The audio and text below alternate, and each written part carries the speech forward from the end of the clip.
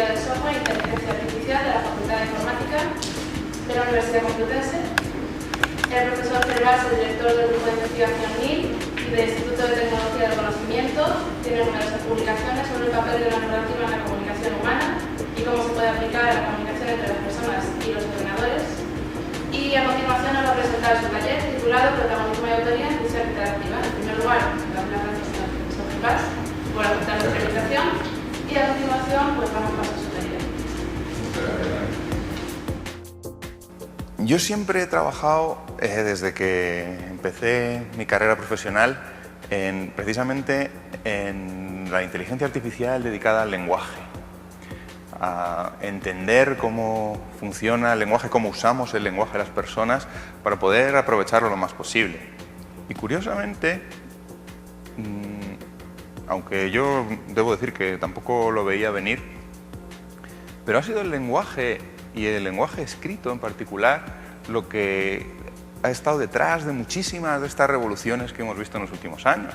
Si ustedes lo piensan, Google, el mundo de los blogs, el mundo de Twitter, todo eso es lenguaje escrito.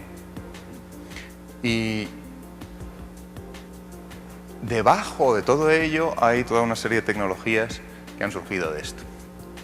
Entonces yo lo que quería contarles hoy es un poco el punto de vista desde dentro. Esto que yo les cuento es una historia de un grupo de gente que desde hace 10, 12 años llevamos trabajando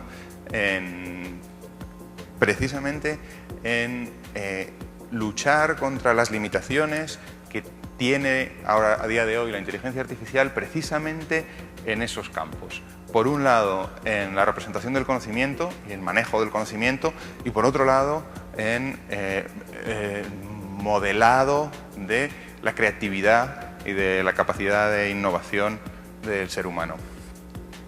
Y de lo que yo les quiero hablar es de narradores artificiales, de programas que son capaces de contar historias. La primera parte requiere toda una serie de conocimiento de por qué contarlo de una manera funciona y por contarlo de otra manera funciona peor, y la segunda parte requiere este modelo de la creatividad, de qué es la creatividad, cómo funciona y cómo podríamos modelarla en una tecnología. Estos 5 aspectos son fundamentales, y que en cuanto falta alguno de ellos, el resultado como historia flaquea. Y estas 2 cosas de arriba son de las que nos afectan cuando queremos contar algo que sabíamos que iba a pasar. Ahora bien, si tenemos que inventar una historia, entonces es un poquito más complicado. Contamos una historia desde un estado inicial a un estado final y la relación toda por el camino. Aquí tienen un poco solo un esquema de cuál es el mecanismo que hay detrás de todo esto. Hay un conjunto de objetivos allí, se selecciona el objetivo y se encuentra un plan que nos lleve a cumplir el objetivo. Este es un ejemplo muy simple. En este caso, John está hambriento, hay un banco, hay una tienda y John tiene una pistola. El dinero está en el banco, hay una hamburguesa en la tienda y la hamburguesa se puede comer. ¿Cuál es el conocimiento que nos hace falta para poder llegar hasta ese estado objetivo de John no está hambriento? Pues necesitamos toda esta información. Para este ejemplo, que es muy simple, necesitamos toda esta información. ¿Por qué comemos? ¿Qué pasa? Comemos porque estamos hambrientos y después de comer, lo que comemos se tiene que poder comer. Después de comer ya no estamos hambrientos. Todo el proceso de comprar, cómo funciona el intercambio de dinero, cómo funciona el proceso de robar un banco, que puede ser otra de las cosas que puedan ocurrir aquí. Y evidentemente, si alimentamos aquí nuestro planificador con esta información, obtiene este plan. John, que tiene una pistola, roba el banco y con eso se compra, con el dinero que roba del banco se compra la hamburguesa. Fíjense todo esto y sin embargo la historia tal como nosotros la contaríamos es muy poco de todo eso. Todo esto tendríamos que ser capaces de proporcionarlo como conocimiento para que el sistema pueda hacer esto, y la historia que nos quedaría sería muchísimo más limitado, ¿no? Es la mitad de lo que, mucho más de la mitad de lo que estamos representando ahí, lo que la computadora necesita para construir ese simple esquema de he entendido lo que pasa en esta historia, ni siquiera sale en la historia cuando nosotros lo contamos. Y eso también es una parte importante de lo que estamos trabajando. Puedes perder, puedes ganar más, ganar menos. Esa es una de las primeras... de los primeros juegos que tiene Star. Claro, es del 81. De cuando apenas había ordenadores y los que había estaban en universidades y eran esos de una organización entera y demás.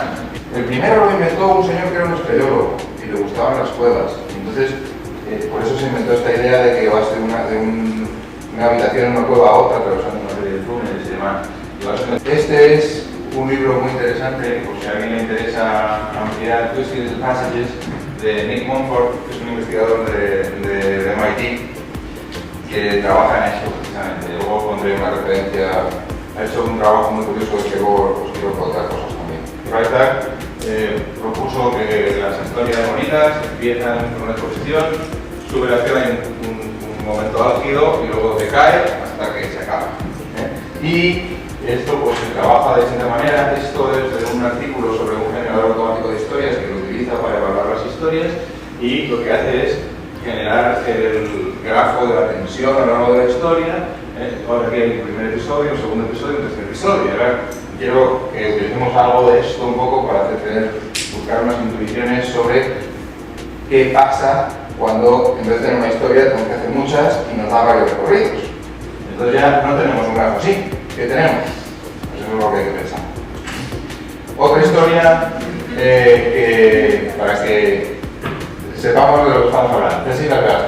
Aparece un muerto, aparecen dos que son investigadores forenses y que tienen que descubrir quién ha sido, hacen una serie de investigaciones y llegan a una hipótesis de cómo se ha muerto este señor. Entre tanto, aparece otro cadáver, aparecen otros dos investigadores del mismo equipo, hacen otras investigaciones y hacen otra hipótesis sobre el otro crimen. Y bueno, todo esto se va mezclando, va saltando de unos a otros, hacen más investigaciones, a veces aparecen más cadáveres, van saliendo más hipótesis porque las hipótesis van descubriendo que no eran aceptadas y al final resuelven uno de los crímenes y luego resuelven el otro. ¿Vale? A veces resulta que los crímenes en realidad estaban conectados, en fin, bueno. Ahora, esto es lo que nosotros estamos viendo. Yo creo que eso, para nosotros los ingenieros, cuando tienes que generar esto a partir de unos datos que te den, lo que tienes de partida no es esto, lo que tienes de partida es otra cosa. Esto lo vamos a ir colocando ahí en función del tiempo, ya veréis. Primero, aparece el cadáver. Segundo, aparecen estos dos. Tercero, empiezan a investigar. Cuarto, hipótesis de lo que pasó. ¿Pero pasó cuándo? Pasó allí, antes de que empezara todo esto, ¿vale? Aparece otro cadáver, que normalmente no es cuando estos ya tienen la primera hipótesis, sino ha sido en algún momento antes. Vienen estos señores, aparecen y tienen otra hipótesis, ¿vale? Y esto sigue por aquí, van haciendo más hipótesis, sigue por aquí, van haciendo más hipótesis, y al final descubrimos que es lo que pasó de verdad, que no era ninguna de esas hipótesis que habíamos hecho, y aquí igual. Dos ideas básicas. Uno, el concepto de focalización, que supongo que nos sonará a todos, pero que para nosotros fue un gran descubrimiento cuando lo descubrimos, que es esto, básicamente. Que cuando estamos aquí estamos siguiendo a Grison y Catherine, y cuando estamos aquí estamos siguiendo a Sara y a Nick. Cuando vemos lo que hacen uno, vemos lo que hacen nosotros, aunque esté ocurriendo al mismo tiempo. Y que eso nos fuerza además, aunque estén así, cuando lo contamos, contarlo así. Y por otro lado, el concepto de cronología, que es precisamente eso. Como esto a la vez no lo podemos contar, lo tenemos que contar una cosa antes o después, o también la idea de que la solución del crimen en realidad ocurre en dos lugares distintos, porque en realidad ocurre aquí al final, que es cuando lo estoy resolviendo, pero cuando cuenta la resolución van intercalando imágenes de lo que pasó cuando pasó en otro momento.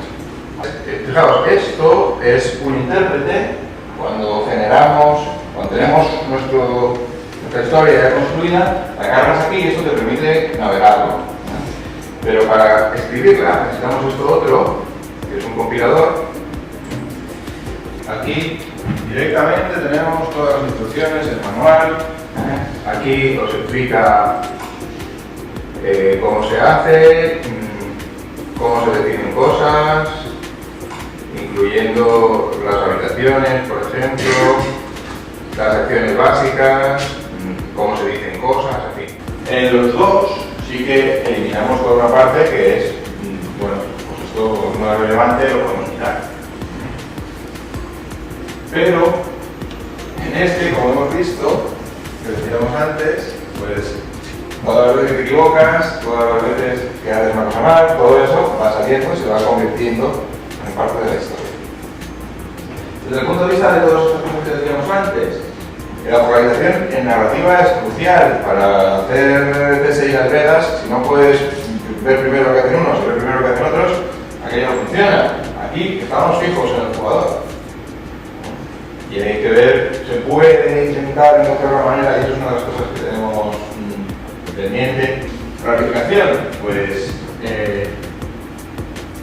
en ramificación en este sentido, por aquí Catherine y Grissom, por aquí Sarah y Nick, en la narrativa se usa muchísimo, es una de las bases de las novelas corales, ¿no?